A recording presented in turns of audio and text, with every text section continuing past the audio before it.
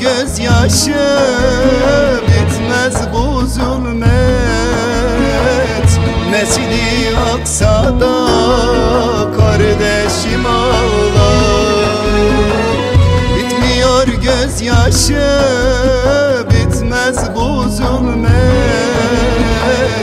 Mescid-i Aksa'da kardeşim ağlar.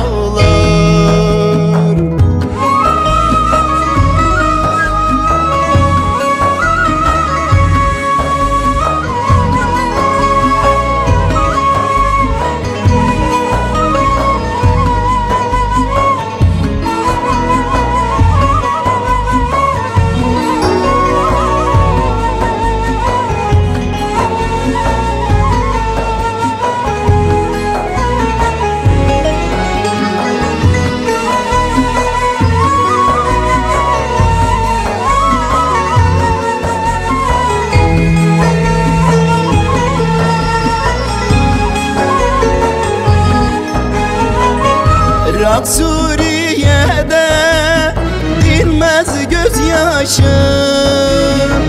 Yitirdik binlerce bacı kardeşim. Sana ayan gariplerin sırdaşı. İslam diyarında kardeşim ağlar.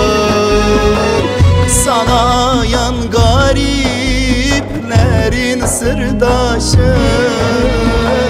İslam diyarında kardeşim ağlar.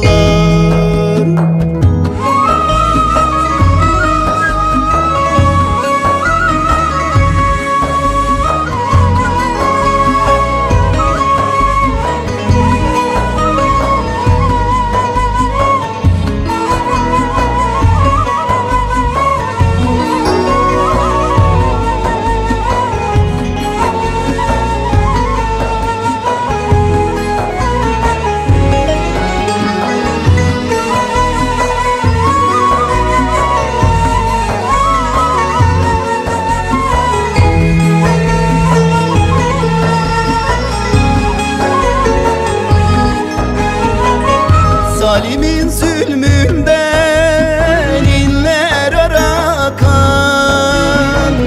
Her taraf yakılmış, her yer yarakan. Mazlumun ahıdır göklere çıkan. Yüreği burkulmuş kardeşim ağlar.